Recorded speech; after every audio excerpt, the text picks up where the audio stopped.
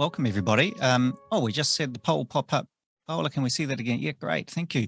Nice mix there of foresters, science and academia, business and media, really good split, and lots of others. And it's also really good to see that some of you have read the content on the Otato Ngāhere website, but a good deal of you haven't. And so that's exciting for us because if you visit pureadvantage.org, you'll see an absolute treasure trove of content there about Ngāhere, about the issues to do with native forests and the exciting opportunities ahead. So please do visit our website. All right, well, let's get on with the show. Thank you for joining us. My name is Vincent Heeringa. I'm your host for this evening. And in this episode, we'll be discussing the vital importance of native forests to New Zealand and the world, as we have been. I'm the host of our Regenerative Future Season 2, Otato Ngāhere, or Our Forest, and that's produced by Pure Advantage and Tāne's Tree Trust. And for these webisodes, we are very grateful for the collaboration of the Edmund Hillary Fellowship, our wonderful assistant, Paola in Wellington. Over this year, Pure Advantage and Tāne's Tree Trust have taken a really deep dive into the regeneration of native forests as a source of natural, spiritual and economic value. We've had a lot of momentum. We've had a lot of dialogue about the series online and also on this webisode series. Our ambition through these conversations, we hope to spark some cross-sector dialogue and get people thinking about the potential of native forests in a regenerative and restorative economy. So welcome to episode 3, How to Grow a Forest, Creating New Native Forests Through Transitioning, Planting and Regenerating, and into the future through Sustainable Forestry Management. We're joined by two absolute experts in the topic, and we're very pleased to have Dr. Adam Forbes and Paul Quinlan, both of whom have contributed actually to the series. And if you go to their article, if you go to pureadvantage.org, you'll find those articles. And I think Simon is putting the links to their articles directly onto the chat. So if you want to see what Paul and Adam have written, you can see them there. All right, so just a little bit of housekeeping before we get going. I will let these guys introduce themselves, but we're happy to take your questions in the Q&A, and please also keep an eye on the chat window because we'll be adding more information and links there. We're aiming to finish at 7:30, but again, that doesn't mean you have to. There's lots of information on our website, and you can follow us on LinkedIn, Facebook and Twitter. And of course, we'll be here next Tuesday. And in a little bit of news, if you haven't seen the movie that we made, it's really worth a watch. Absolutely gorgeous movie. And the good news is even more people will be watching that because it's tonight live on TVNZ on demand, which means our audience numbers for that will really explode as people engage in that gorgeous movie about farmer Ian Brennan from Waikato, who is doing a great job planting native Ngāhere on his land. All right. Just one other bit of feedback, housekeeping, that is that we are here every Tuesday, and we'll be continuing with this. So we'd really like you to spread the news about this webisode series and about the conversation we're having here about forests and native forests in New Zealand. So please tell your friends, please email people the link. The link is the same every week that you've already clicked on, and that will get you to all the webisodes. All right. Well, so how to grow a forest, that is our challenge for the conversation tonight. And I'm joined by Dr. Adam Forbes and also Paul Quinlan. So we're really chuffed to have you guys on the show. Thanks for joining us. And maybe, Paul, I could throw to you, introduce yourself. Who is Paul Quinlan? Sure, thanks, Vincent. Tēnā koutou katoa, ko Paul Quinlan, tāko ingoa. E noho ana ahau kei kaio, I te tai tokarau. So I'm Paul Quinlan. I'm a landscape architect and a trustee with Tāne's Tree Trust. I convene the Northern Todra Working Group, and I've been involved with the Todra Industry Pilot Project as well. And I'm a Northland Regional Advisor for Trees That Count. So pleased to be here tonight. Thanks, Well, Vincent. yeah, great. Thanks for joining us. Adam, how about you? What's your background and what do you love about native forests? Thank you very much. Thank you for having me. What isn't there to love about native forests? There's not enough of them. That's what it's not. I know, it's a big topic too. Yeah, so like I work as a forest ecologist, and I really these days specialise in native forest restoration and forest establishment. Done a bit of work over recent years around restoring clearfells, and was employed part-time by Todra through the 1 Billion Trees program to travel around the country helping people establish native forest, which was a real privilege. So yeah, I've been doing quite a bit of work in forest restoration recently. Just momentarily lost my Zoom, but I assume I'm still there. Great. Okay. Can't see myself, but who cares?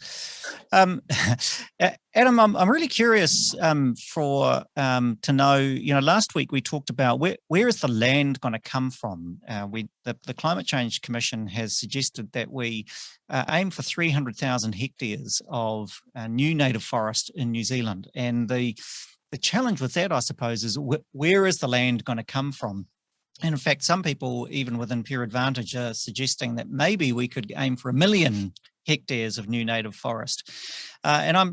So we talked about where would the land come from, but there's an additional challenge to this, Adam, which is, should it all be new land, as in, I don't know, pastoral farmland or former exotic forest, or indeed, should we be looking at growing what already exists? I wonder if you have a point of view on that topic. I certainly do. I mean, I think a mix of both, but there's really little point in establishing new forest if we aren't managing the forests we've got appropriately. And I guess a reality in much of New Zealand at the moment is that we've got some real pressing issues and threats for native forests. So, I think that in terms of where that land would come from, I think it's about land use change to achieve it at that scale.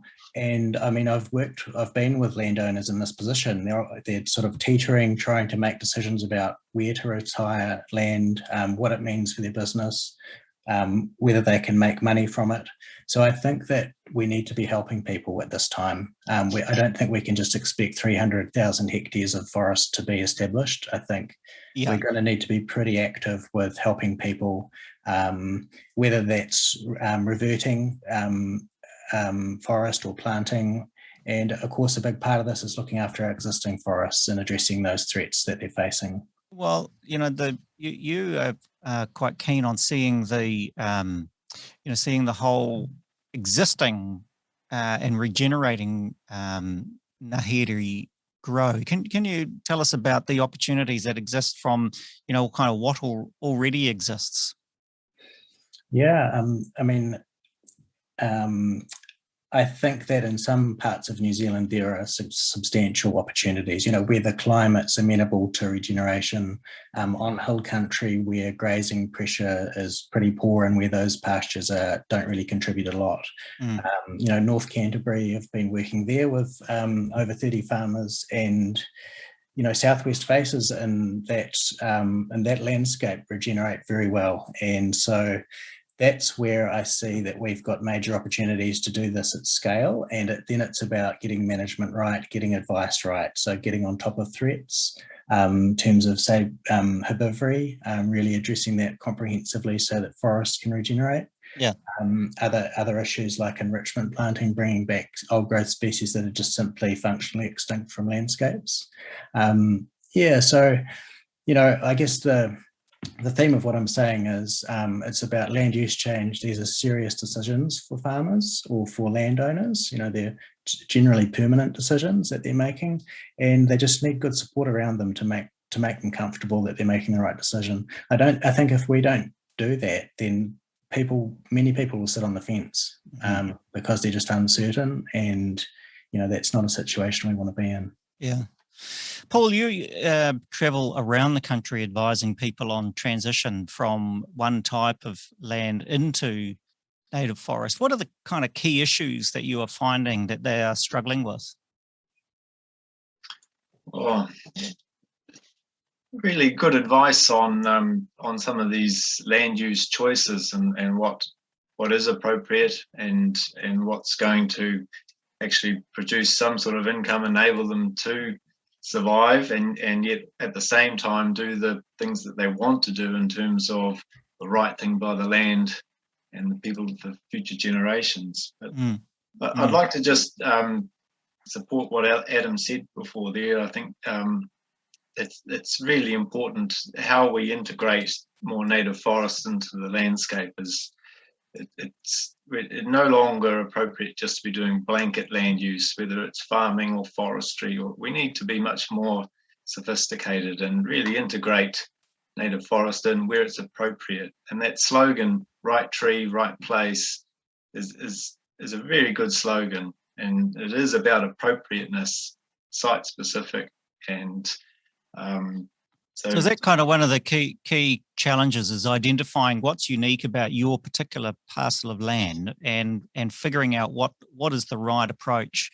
Is that kind of, it's almost like customizing your own forest for your place. Yeah, I think that's a general principle that everyone will find that every bit of land is unique, has its own restraints and opportunities and challenges, and the question of what's appropriate in terms of land use is very site specific, place specific. So that's the key, and that's where people should start, rather than arbitrarily just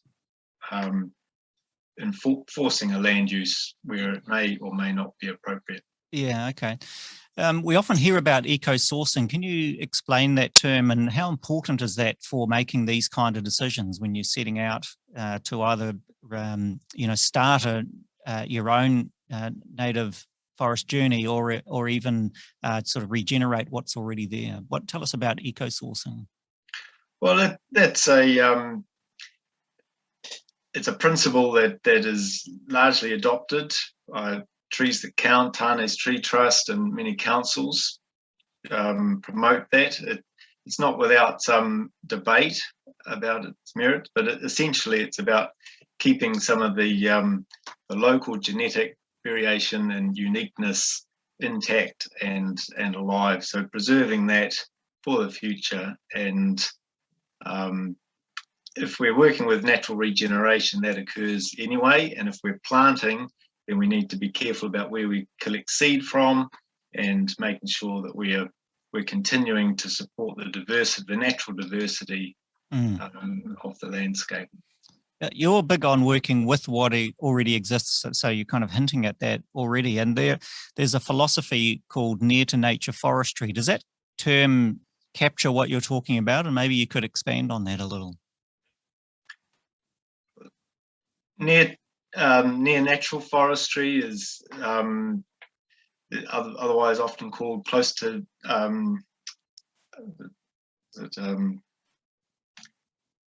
close to nature forestry. There's nature-based forestry. These are often terms that are a little bit interchangeable. They come under the umbrella of continuous cover forestry, which it's more than just sustainability. It's about maintaining a more natural forest structure, composition, and really trying to manage a forest ecosystem, taking a more holistic approach to manage it in that, with an emphasis on the ecosystem. So timber may be a product of that, but there's a lot of other values that are being managed and integrated at the same time.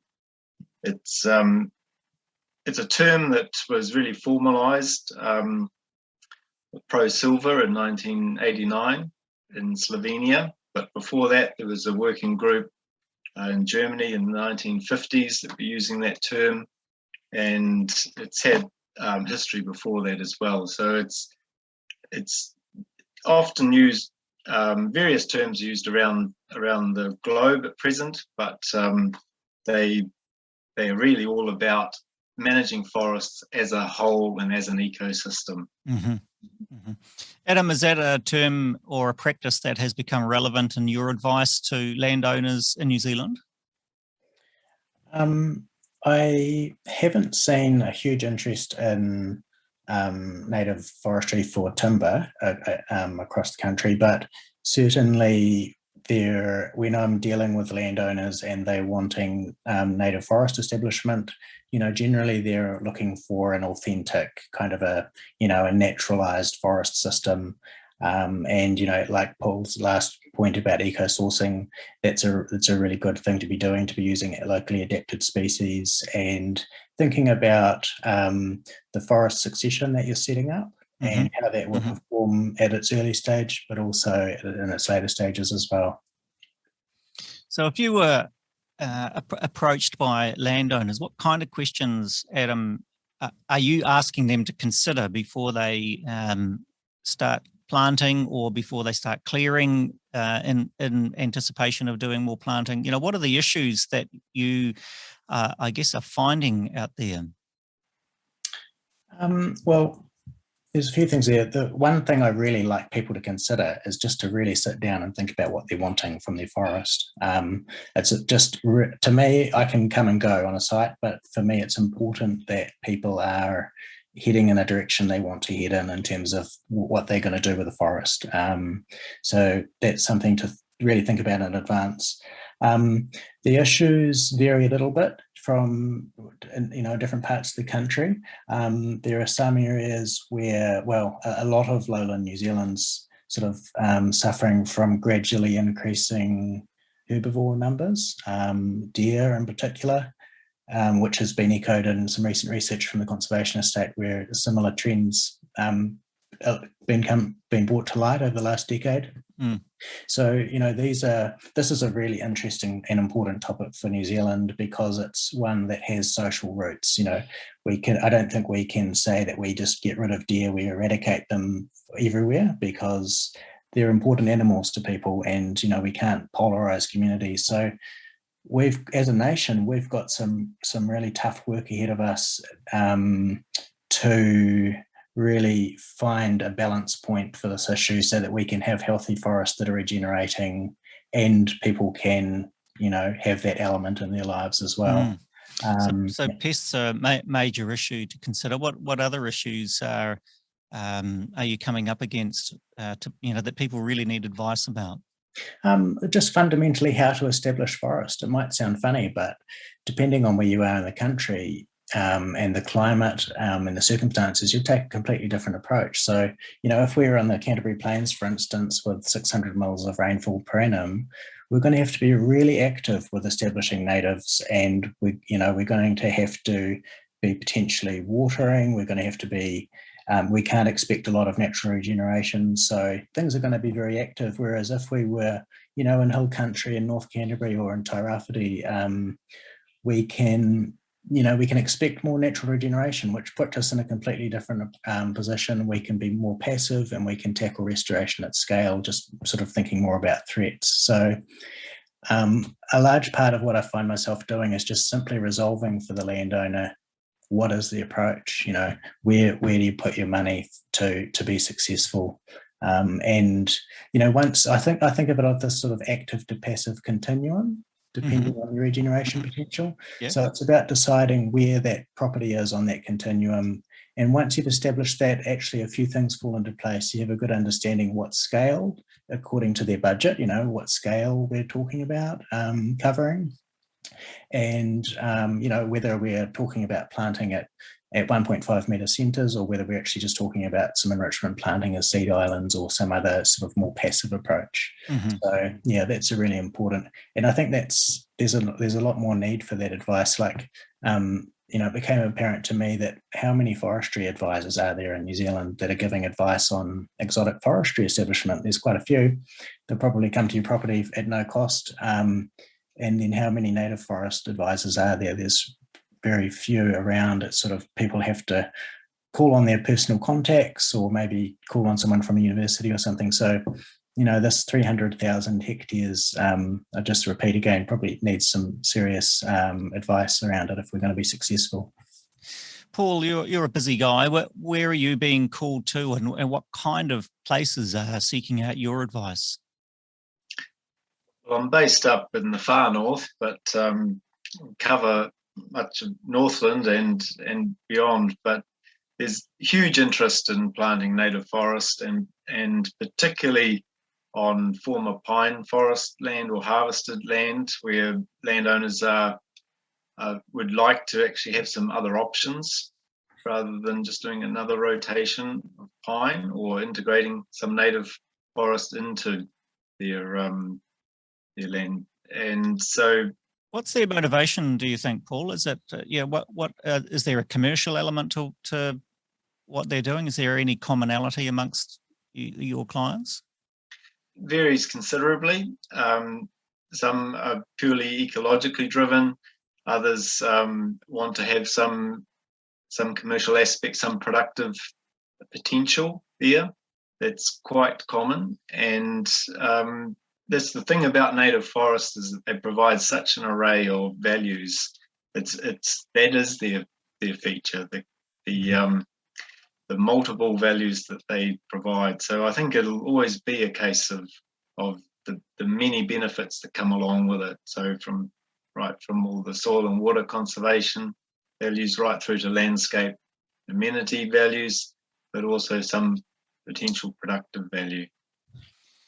You know, that issue, well, not issue, but the opportunity that exists of once a exotic forest is harvested and you're more or less starting with a blank canvas, or at least it seems, you know, as someone speeding past in a car, it's a blank canvas. Obviously it's not. There's soil and there are issues and there's climate and all the stuff to consider. Adam, what is the potential for transitioning from pine into native forest? And we know there are some companies and operators in New Zealand trying to do this at scale, right, who are moving, well, the promise is to move from exotics into natives over time. And I believe that you've done quite a lot of science around this and research, at least made a start at it. Yeah, that's right. I completed a PhD on the topic and have been doing more research on the topic since. I feel this is a very important opportunity for New Zealand. It's one of, I think for forestry we need a number of options, and this is one option that we need to work on in some locations of New Zealand. So, it lends itself well to warm, wetter climates where they occur around the country. In areas where you don't have those conditions, you're going to have to be quite active on the active to passive continuum. You're going to have to step in and make up for shortfalls that aren't occurring naturally. But for instance, just a really quick interruption on that active side. What kind of things are you including in active? Obviously, you mentioned pest management. That's always going to be an issue. What other kind of active considerations would there be? Well, because pine plantations, if we're talking about pine plantations, they're single-aged monocultures, so they're very homogeneous. So opening up canopy gaps, mimicking that gap phase regeneration that occurs in natural forests is a really important one. We've done experimental work around that, and we've got a good idea what size gaps and what shape gaps and how best to create them. Planting to overcome dispersal limitations, another quite crucial one, and probably most of our landscapes where seed sources are pretty scarce, or maybe dispersers aren't quite doing the job, or in climates where regeneration is just not very strong, planting would be more important there too. So in terms of rolling this out at scale, I don't think we're there yet. I think that where we're at the moment is we need management scale trials. I think that's an appropriate scale to be doing this at. That is what we need. In fact, we need to be doing and learning. We've sort of done some science, but I think now's a time to be, dedicating parts of land and parts of existing forest to this and giving it a try. So I think trying to attempt this at thousands and thousands of hectares is not the right approach right now.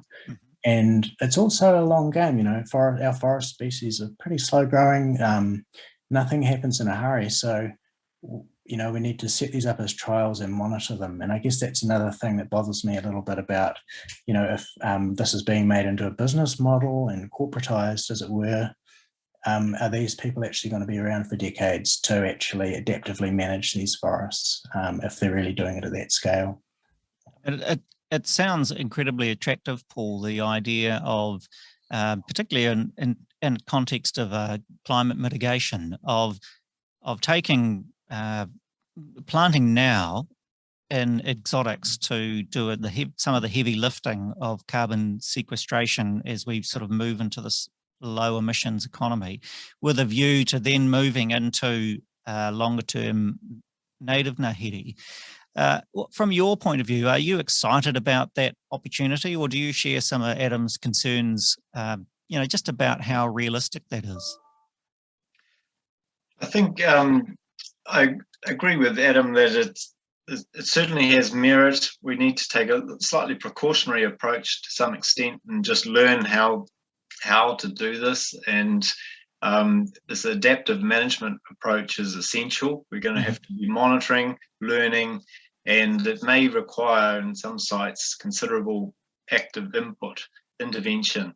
And that might be in the long term. That might be in 100 years' time. So I am concerned about any assumptions that it's a simple plant and leave type proposition. I don't think any land actually has that, where land always requires management, and there's costs and responsibilities associated with that. And I hope that some of these efforts or these ideas of just planting an exotic plantation and expecting it to transition naturally to native forest, I hope that there's sufficient budget there for possible active management that may be required to ensure that that does indeed occur. And at present, I think the danger is that the short-term incentives are not there to encourage that sort of long-term appropriate management. Paul, this could be quite a good question for you. There's a question here from someone called Anonymous. They seem to crop up often in such debates, but this is a question about the potential for fragmented native forest blocks that are kind of integrated, sometimes in corridors or co-located, but still in a pastoral setting. The potential for these clumps, effectively, of native forest to work together to create an overall ecosystem. Is that a realistic expectation that you could, I suppose, contribute to the overall biodiversity of New Zealand by taking this sort of piecemeal approach? I think there's definite benefits in having a matrix of native forest sort of woven through the landscape, the pastoral landscape. I think David Norton's done some excellent research on that, showing how valuable that is to connect and to between conservation, estate land and areas. I understand we simply don't have sufficient land in conservation estate to actually maintain all the biodiversity and things we require. We need to up the game between those conservation areas, and therefore we do need to just weave it into our production landscape as well. And yet so many of those places are kind of take an industrial approach to farming, don't they, where every scrap of land is devoted to, particularly to dairy. Can you foresee a time? There's a question here from Mel Whiting about a time, for instance, when the Canterbury Plains might be pocketed with native forest to work in association or alongside that sort of industrial scale dairy? I think it's important to try and integrate it in for many reasons. I think the challenge is where are the incentives for the landowner to do so? And that's, if we envisage that, if that's what we have as a goal, then we need to also provide the incentives to enable that to happen. And I've no doubt that it's possible. And so I think that it's simply, we just need to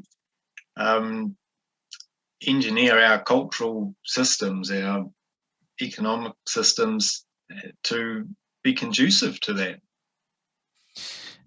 You know, we've talked in previous episodes about incentives and talked about the potential for timber from native forests, and there are obviously a number of barriers to those. But Paul, you've been part of a really interesting project in the far north to do with Todra. I wonder if you could tell us about the potential for what that exercise has shown you about what could be harvested from native forest.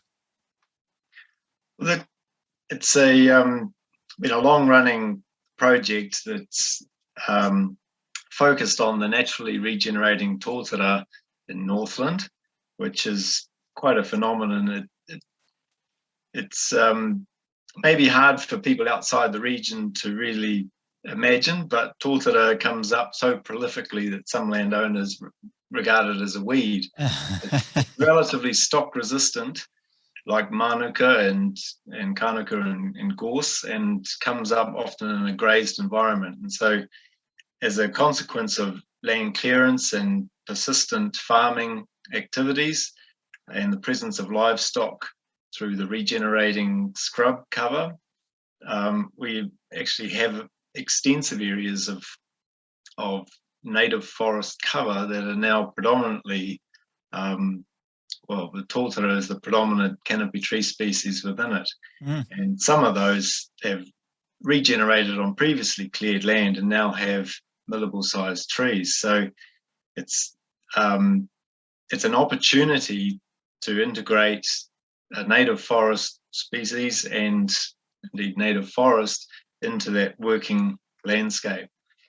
We started the Northland Todra Working Group in 2005. Helen Moody from the New Zealand Landcare Trust and David Bergen from Tane's Tree Trust and Scion were key instigators of that.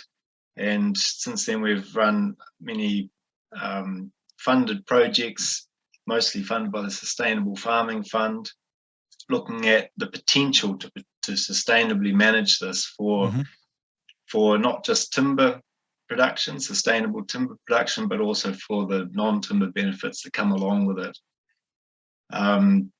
We've run silviculture trials, we've done wood testing, we've done a regional inventory, so how much is out there, we've surveyed the use of the timber, and all of these projects have really returned encouraging results. And really we can say that it's an excellent softwood timber with excellent potential for sustainable management, and it provides a really practical opportunity to actually get more native forest, and particularly into pastoral landscapes. Paul, can you quantify the price differential between milled Todra and pine? Oh, that it varies really. I mean, Todra is a fine native softwood species. The young regenerating farm Todra often sells as kiln dried and finished timber for around $3,000 a cube or more, and the heartwood sells for considerably more than that, upwards of $4,500 for clear heart. But it's not easy to compare. There's a lot less volume associated with it. It's a sustainable timber. There's a lot of costs associated with it, and really I think a key point is that the management of this, or the impetus, or why are we interested in trying to promote the sustainable management of this is not about timber. It's about all the benefits that come along with native forest. It's about encouraging native forest as a land use. And timber is like carbon or perhaps payment for ecosystem services. It's just some form of a vehicle to incentivize it as a land use.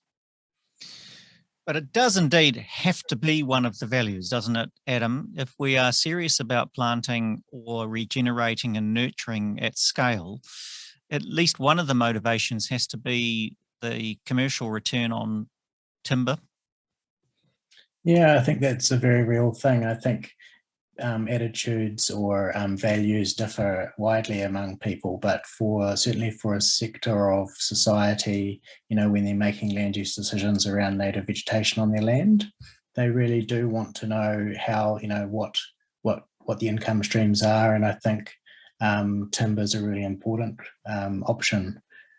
So yeah, I do think it's a really important part of the mix. Mm. I'd like to comment on that, Vincent. I think it's one potential income stream that will be appropriate in some areas and not in others. And I think native forest really requires multiple income streams. Timber is one potential one, and carbon is another, although a huge area of young regenerated native forest predates 1990 and is ineligible to be in the ETS. And the other thing is, the landowners at present there's no ability for them to realize any value from the ecosystem services or biodiversity values that native forest and their land provide. Yeah. So between those three things, I think some forests, it'll be a different weighting of any of those values.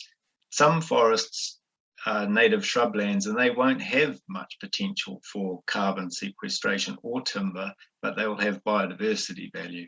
Mm. And so all those different potential income streams, I think, are valuable and needed to incentivize native forest cover.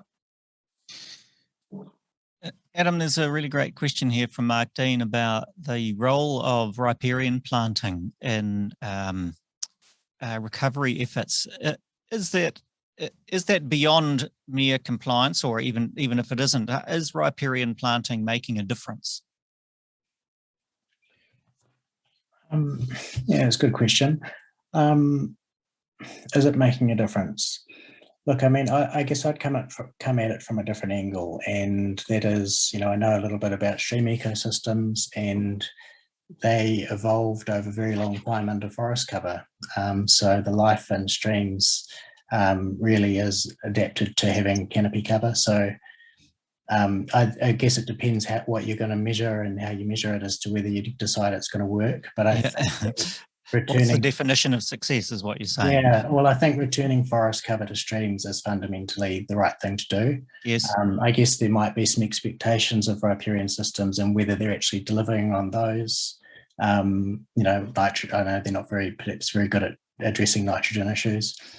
So yeah, I just think that returning forest cover to streams is fundamentally the right thing to be doing.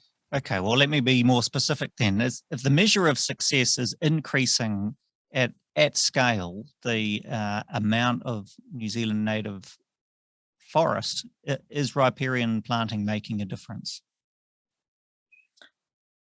I would think so. I think that if it's increasing native cover in our lowlands, then that's a step in the right direction, definitely. It's our lowland environments really that have been so heavily depleted of forest cover, and we know enough about the science to know that once you get below certain thresholds of cover, there's greater incremental loss of biodiversity. So if riparian forests are one avenue for returning forest cover to our lowlands, I think it'd be important in that respect. Paul mentioned earlier about the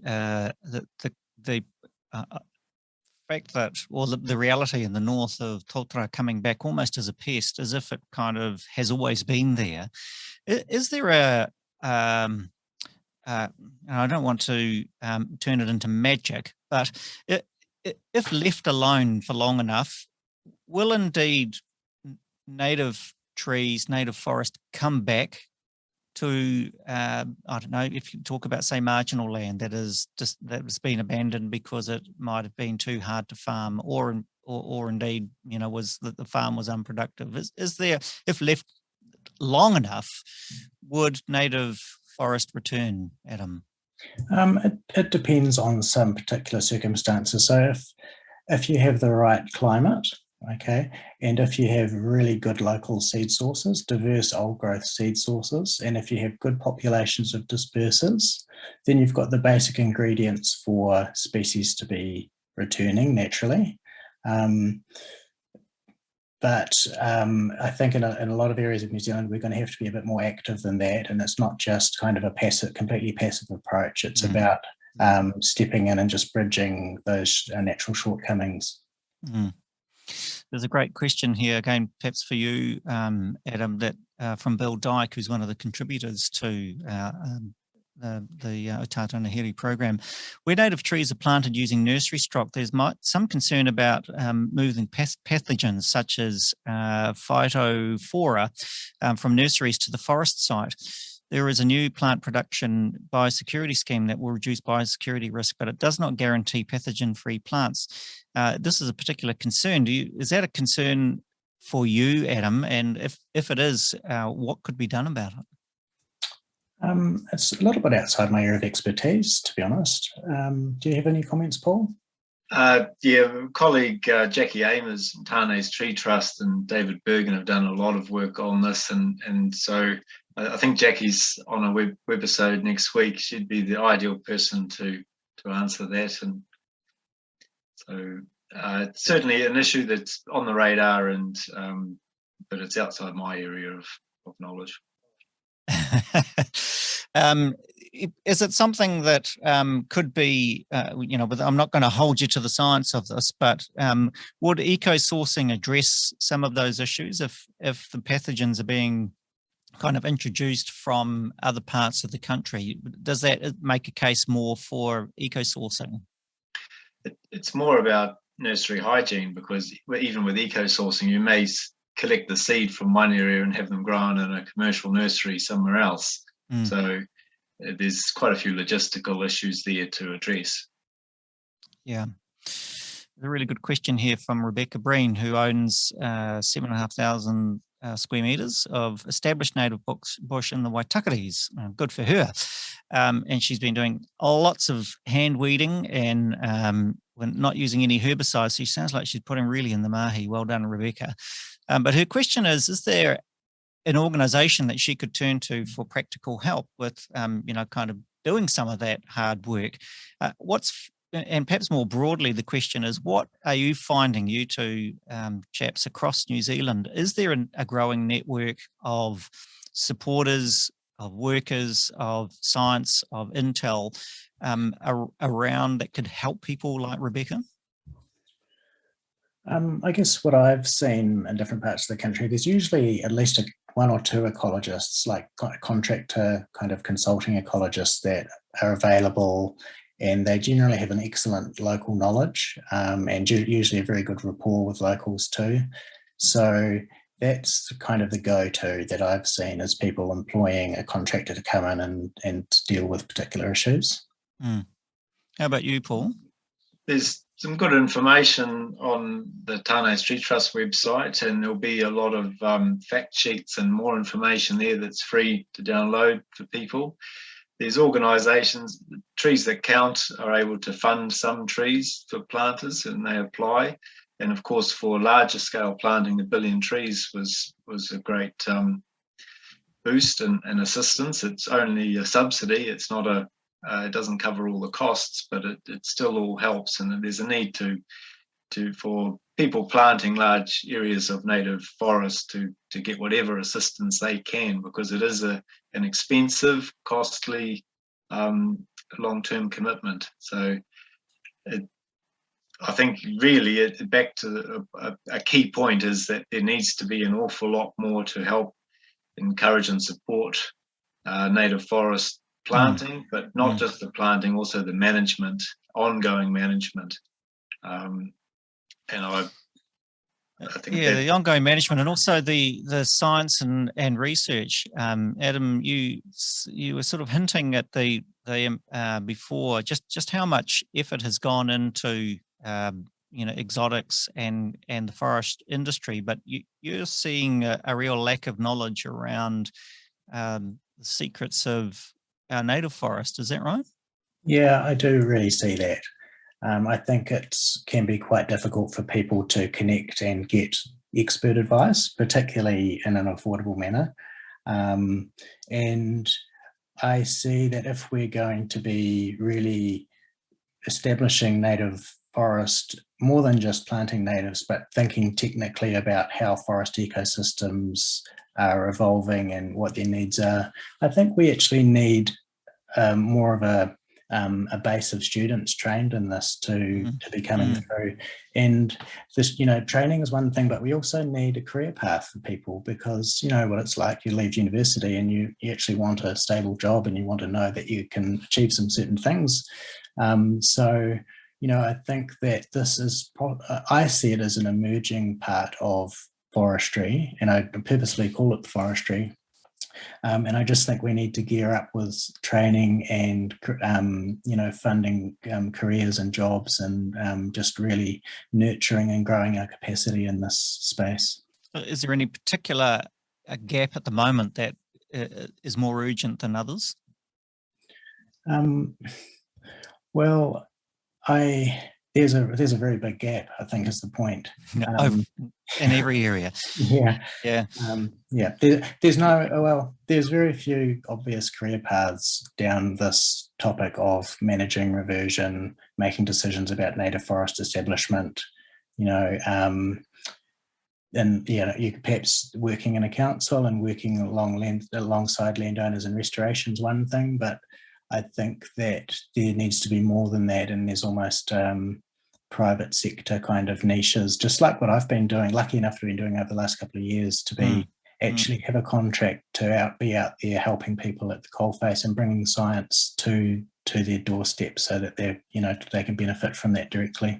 It was pretty interesting. In the very first episode, we had Sheridan Ashford, who is the co-president of Future Foresters, this young woman who is not just excited about forestry in general, but kind of excited about the potential of native forests, which is not something she'd been typically exposed to, and finds herself really in an aging workforce, but full of opportunities. So from a career point of view, she was pretty excited about the potential for ongoing employment, lots of opportunities opening up as our aging foresters probably.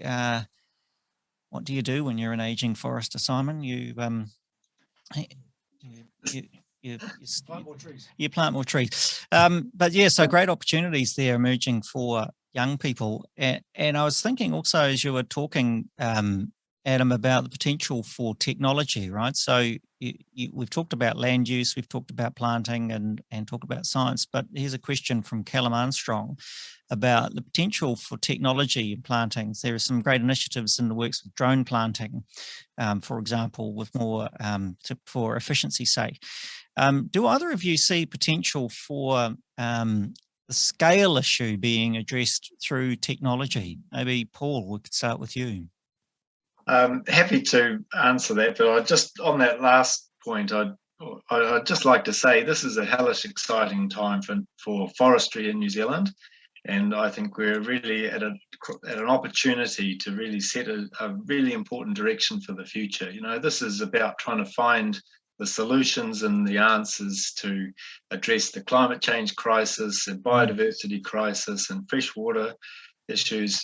This is it's a fascinating little challenge. I've often referred to it as like the Rubik's Cube. It's you're trying to crack this, and native forestry or native forests have such an essential role to play in this. And so, for any young people wanting to change the world or really find the answers, this is a great field to be engaged with. Yeah, fantastic. So, anyway, that's onto this topic. I think technology. Good rave. Yeah, sorry about that, but technology is. We always need to have an open mind to that and be looking to see what the possibilities are and keep working on that. But essentially, we've got birds and nature doing things at scale that we couldn't hope to do, that is the key that we need to work with, that big natural process, and learn to just complement that, plant strategically, invest our efforts strategically to lever off that. And in some situations there may be technological breakthroughs that assist, but there's working with nature, learning how to do that is the most important priority at present. Mm-hmm. How about you, Adam? Are you seeing the involvement of technology and technologists in your work? Not so much, I have to say. Nothing really jumps to mind. I think one of the main areas that we need to be working on in a technological sense are the pest issues. Like, I've just been working in Nelson, and the old man's bed issue is just horrendous. There's really major problems there. And I'm just, working with landowners, trying to help them through and coming up with plans and helping them prioritize where to put money. And I think if we could really make some inroads on these major pest issues for New Zealand, it's going to mean people can do more. At least forests will be more stable, and it's just going to be a much better situation to be in. I do know the work of Grant Ryan with Project Cacophony. I don't know if you've come across that. Christchurch technologist who was sick of possums eating his veggies, and he has figured out that you can attract possums not just with smell but with sound, and so is experimenting with using the mating calls and the booming sounds of male possums or it could be female possums, to attract the male possums. In any case, he's using sound as a bait, and then effectively shooting them with his poison paintball gun, which I know sounds real science fiction, but it's kind of the point, really, that the technologists bring a different kind of perspective into this task. Yeah, I can imagine. And I think it'll probably be the things that none of us are thinking right now that are really the breakthroughs in the future. But yeah, it's interesting to hear. Yeah. All right. Look, we are got a couple more questions here, which I'd really I think are very interesting. Mike Faro has asked, can biochar be used to increase the carbon sequestration potential of forests? Who knows about biochar? Paul, is that for you? Unfortunately, I don't really know enough about it to answer that question. I've heard about it, and I think there is, on a small scale, I think it's often used in the permaculture sort of scale, but I don't know about forestry situations for that, so I can't answer that. How about you, Adam? What do you know about biochar? Sorry, I wish I could help, but I really am not the right person. Oh, okay. Frank in the chat knows a lot about biochar. Okay, all right. Well, we're going to we'll refer people to the chat for that one. Thanks for the question, Mike. There's also the question, I suppose, of what could you do as a private citizen? Whether we've been talking really about planting at scale. If you're a forester or if you're a landowner at scale. Paul, what about us as just plain old citizens? What would you like to see being done at a kind of citizen level, and maybe even just at a householder level? What message would you have for those people, for us? Well, that's a big one. Where do you start? I mean, there's like to see all of our efforts on from going plastic free and reducing our footprint on the planet in all sorts of ways. But in terms of native forest, I think we need to support initiatives that are going to encourage more native forest cover, and that might be, for instance, opening a mind to a native timber industry and supporting the purchase of native timber in order to support that as a land use option for landowners instead of importing a huge amount of timber. Mm-hmm. So I think just finding ways where we can actually support the land uses that we need to have, and the improvements and the enhancements, use our consumer dollar and choice, and every little individual's efforts will mount up and to a significant cumulative effect. So Yeah, good. How about you, Adam? What would you like to see happening at a kind of citizen level? Look, I mean, what comes to mind is, personally, we converted our front lawn into an area of native plantings.